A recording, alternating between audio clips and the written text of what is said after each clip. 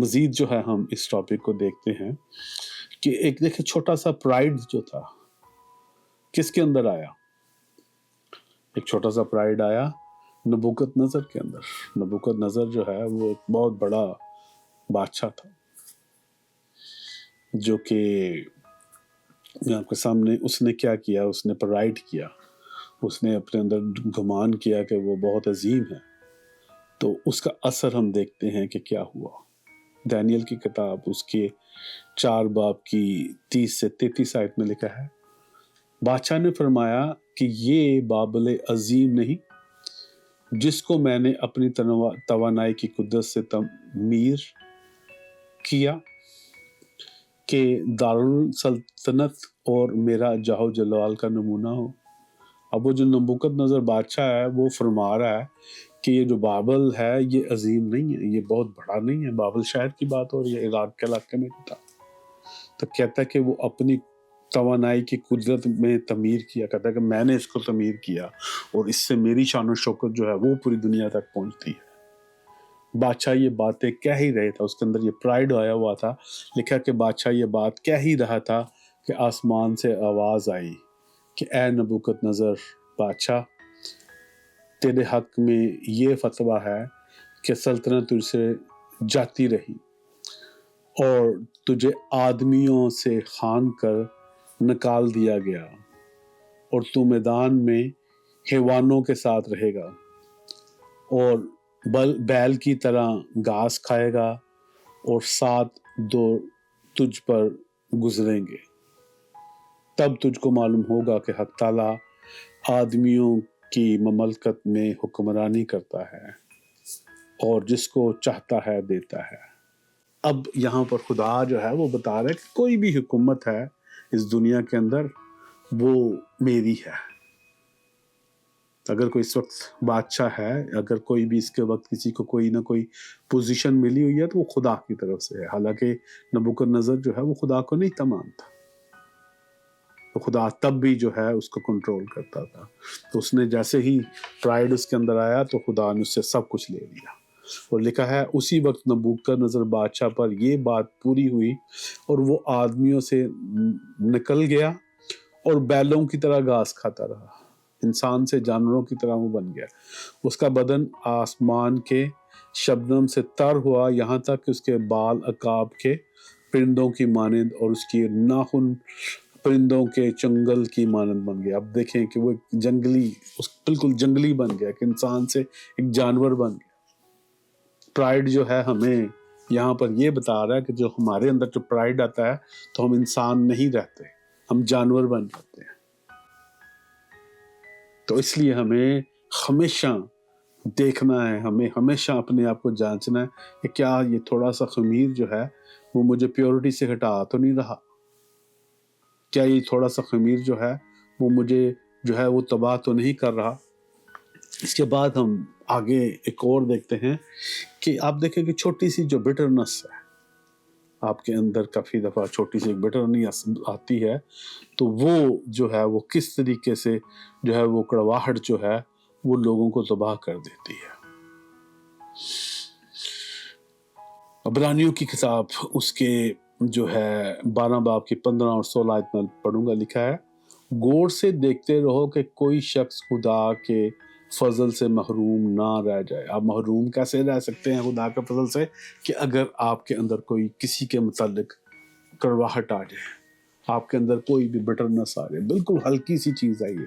ہم کافی دفعہ لوگوں کے لیے بٹرنس رکھتے ہیں لیکن وہ ہمیں محسوس ہی نہیں ہوتی, ہم اس کو جو ہے جانتے ہی نہیں, سمجھتے ہی نہیں, لیکن وہ ہماری زندگی کو تباہ کرتی ہے. اور یہاں پر ہمیں ایک بہت بڑی جو ہے مثال ملتی ہے جو میں آپ کے سامنے شیئر کرنے لگا. لکھا ہے ایسا نہ ہو کہ کوئی کڑوی جڑ پھوٹ کر تمہیں دکھ دے اور اس کے سبب سے اکثر لوگ ناپاک ہو جاتے ہیں یا ناپاک ہو جائیں, اور نہ کوئی حرام کار یا یسوع کی طرح بے دین ہو جس نے ایک وقت کے کھانے کے عوض اپنے پلوٹے ہونے کا حق بیچ ڈالا. اب دیکھیں بٹرنس تھی اس کے اندر جو ہے, اس کا مین جو مسئلہ یہ نہیں تھا کہ اس نے کھانا تھا, اس کا مین جو مسئلہ تھا کہ اس کے اندر بٹرنس تھی, اس کے اندر کڑواہٹ تھی اپنے بھائی کے لیے, اپنے خاندان کے لیے.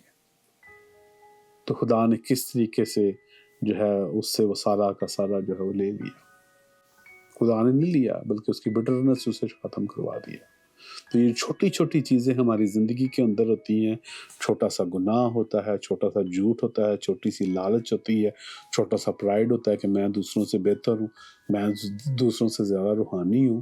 تو وہ ہمیں کہاں پر لے کے آ جاتا ہے. مزید ہم اس کو دیکھتے ہیں کہ ایک چھوٹا سا جو جھوٹ ہے وہ موت کیسے لے آتا ہے. ہم سب کو اس سٹوری کا پتہ ہے. اعمال اور اس کا جو ہے اعمال کی کتاب کا 5 باب کے اندر جو پوری ایک سٹوری جو ہے پہلی 11 آیتوں کے اندر ہے لکھا ہے کہ مگر پطرس نے کہا کہ اے حنانیہ کیوں شیطان نے تیرے دل میں یہ بات ڈالی. اب دیکھیں یہاں پر ایک بہت ضروری چیز ہے کہ جو چاہے لوگ مسیحی ہوتے ہیں یا میں مسیحی ہوں تو شیطان جو ہے وہ میرے اندر ہر وقت کام کرتا ہے. ہر وقت میرے اندر جو ہے وہ کچھ نہ کچھ بات کو ڈالنے کی کوشش کرتا ہے. تو یہاں پر بھی حنانیہ کے اندر شیطان نے کام کیا اور اس نے شیطان کو اجازت دی کہ وہ میرے اندر کام کرے. اور اس نے کیا کیا کہ روح القدس سے جھوٹ بولے. خدا کی محفل کے درمیان جہاں کہ خدا کا روح ہوتا ہے جا کے لوگوں کے درمیان کی جھوٹ بولا. حالانکہ وہ زمین اس کی تھی, اس نے زمین میں سے کچھ رکھ چھوڑا. اور حالانکہ وہ کہہ سکتا تھا جی یہ زمین اتنے کی بکی, اتنے میں اپنے پاس رکھوں, اتنے میں دے رہا ہوں. لیکن اس نے خدا کے حضور ایک دفعہ مانا تھا کہ میں دوں گا, اور اس کے بعد وہ چھپانا شروع ہو گیا, مختلف وہ جھوٹ بولنا شروع ہو گیا کہ یہ ایسے نہیں تھا, یہ ویسے نہیں تھا. ہم یہ کرتے ہیں, ہم خدا کے آگے اقرار کرتے ہیں کہ خدا میں یہ کروں گا. اس کے بعد ہمارے پاس ہر ایک قسم کا بہانہ ہوتا ہے, جھوٹ ہوتا ہے. اور اس جھوٹ کے وسیلہ سے کیا ہوتا ہے کہ ہم ہر وقت جو ہے گناہ میں پڑے رہتے ہیں, اور وہ گناہ کی وجہ سے موت آ جاتی ہے, جس طرح حنانیہ اور سفیرہ کے اوپر آئی.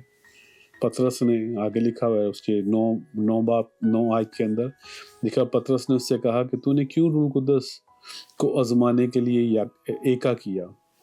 دیکھ تیرے شوہر کو دفن کرنے والے دروازے پر کھڑے ہیں اور تجھے بھی باہر لے جائیں گے. تو کس طریقے سے جب ایک خدا کے حضور آپ نے پلان کیا کہ آپ خدا کو دیں گے, تو اگر نہیں دیتے تو اس کا کیا اثر ہوتا ہے.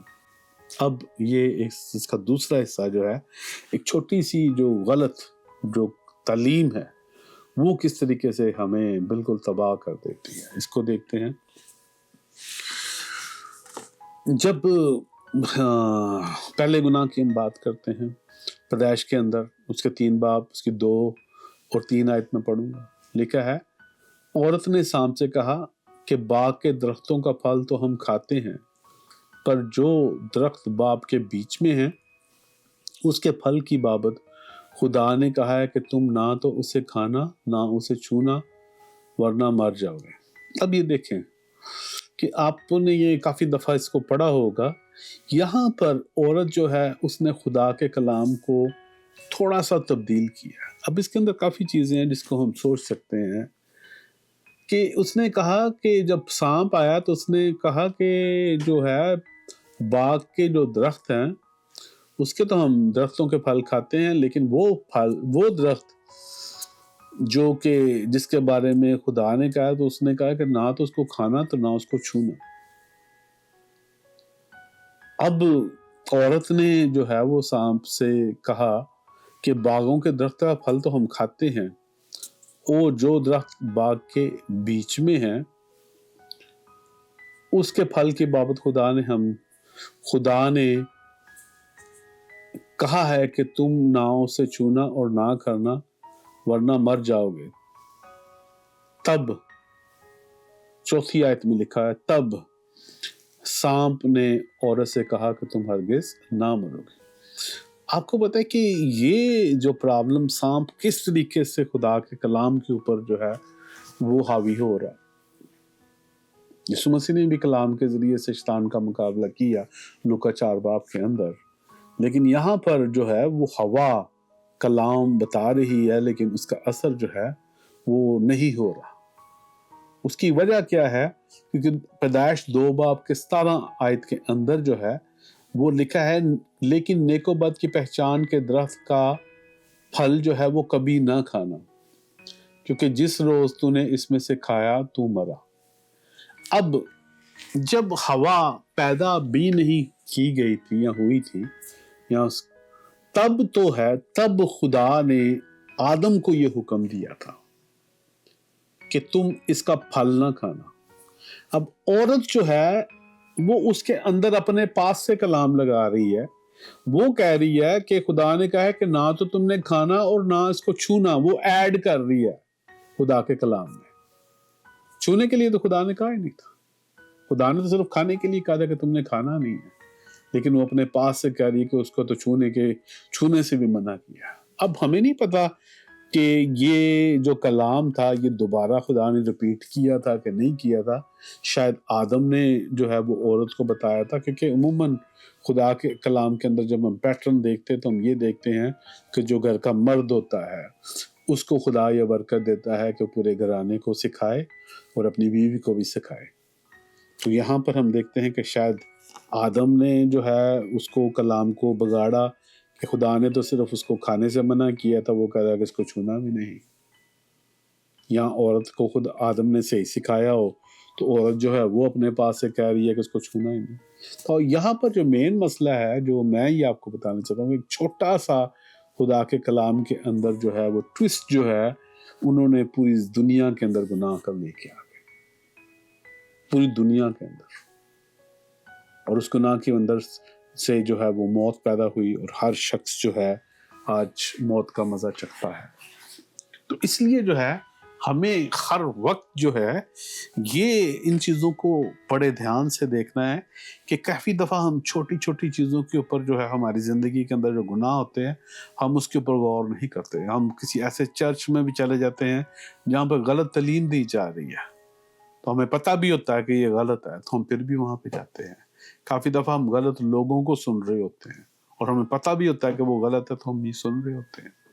تو جب بھی کوئی غلط تعلیم ہوتی ہے تو آپ اس سے دور رہیں۔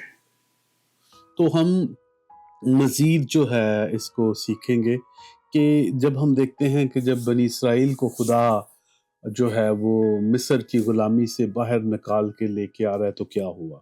جب وہ مصر کی غلامی سے آ رہے ہیں تو جو موسیٰ جو ہے دوبارہ جب خدا سے جو ہے وہ بات کرنے کے لیے پہاڑ پہ گیا تو اس وقت نیچے جو ہے لوگوں نے دوبارہ جو ہے وہ کرپشن لے کے آئے۔ خدا کے لوگ جو تھے وہ اپنے درمیان کرپشن لے کے آئے، اور کرپشن کیا تھی کہ ہارون نے کہا کہ تمہاری جو بیویوں اور لڑکوں اور لڑکیوں کے کانوں میں جو سونے کی بالیاں ہیں ان کا اتار کر میرے پاس لے کے آؤ۔ دیکھو کہہ کون رہا ہے؟ ہارون، خدا جو موسیٰ کا جو بھائی ہے، جس نے تمام جو معجزات تھے اپنے ہاتھوں سے جو ہے اپنے سامنے دیکھے تھے، اور اس نے ان کو ان کے ہاتھوں سے لے کر ایک ڈالا ہوا بچڑا بنایا جس کی صورت جو ہے وہ چھینی سے جو ہے اس کو ٹھیک کی۔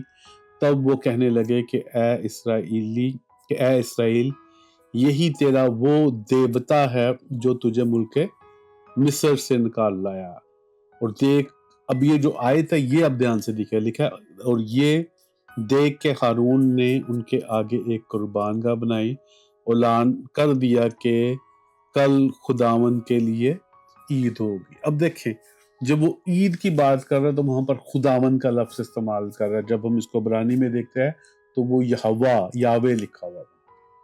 تو اس کا مطلب یہ ہے کہ آپ دیکھیں تو ابھی بھی جو ہے یاوے کے لیے عید کر رہے ہیں، لیکن جو کرپشن کیسے کر رہے ہیں کہ انہوں نے ایک اور دیوتا بھی بنا دیا، انہوں نے ایک اور خدا کے ساتھ ایک اور چیز کو جو ہے وہ کھڑا کر دیا، ایک بچڑے کو کھڑا کر دیا۔ بچڑا جو ہے وہ اس وقت طاقت کو ظاہر کرتا تھا، تو ایک انہوں نے جو ہے سونے سے بچڑے کی بھی بنائی ہوئی ہے، اور خاص وہ عید کس کی کر رہے ہیں؟ خداوند کی کر رہے ہیں۔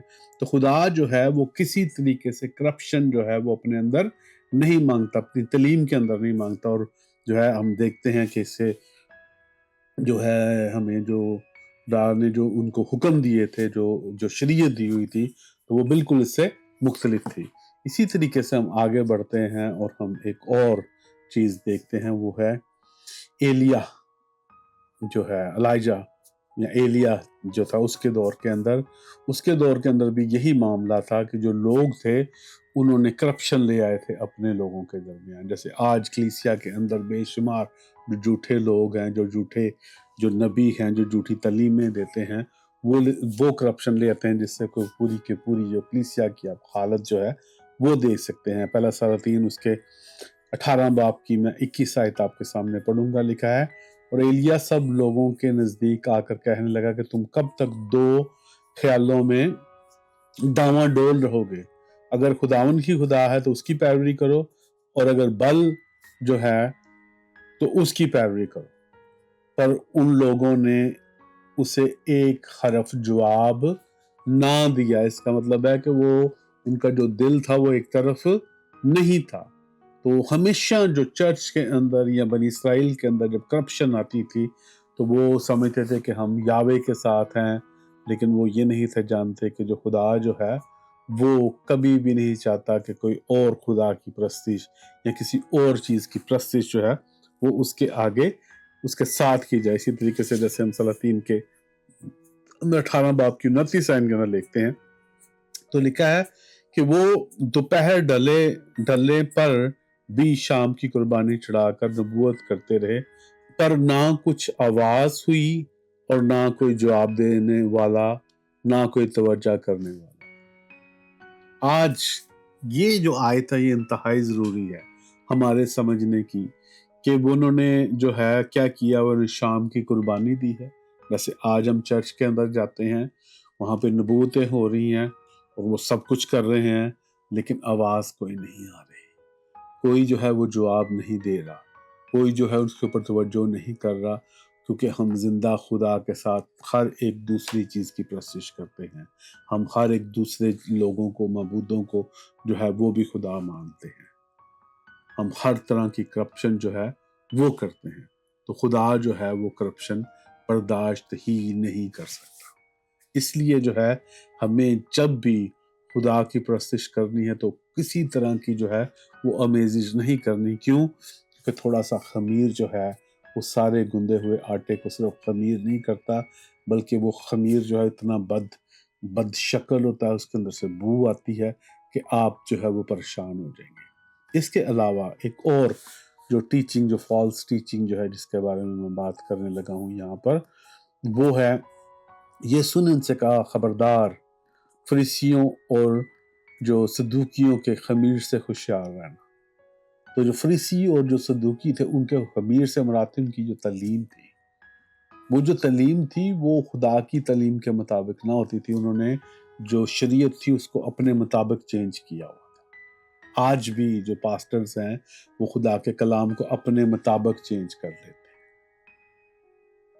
تو اس سے جو ہے وہ پرابلم ہوتی ہے. کیا پرابلم ہوتی ہے؟ خدا جو کی موجودگی ختم ہو جاتی ہے. تو وہاں پر آگے جو ہے وہ لکھا ہوا ہے جو کہ ہم متی کی انجیل کے اندر دیکھتے ہیں. لکھا ہے تب 16 باب کی 12 آیت میں لکھا ہے، تب ان کی سمجھ میں آیا کہ اس نے روٹی کے خمیر سے نہیں بلکہ فریسیوں اور صدوقیوں کی تعلیم سے خبردار رہنے کے لیے کہا ہے.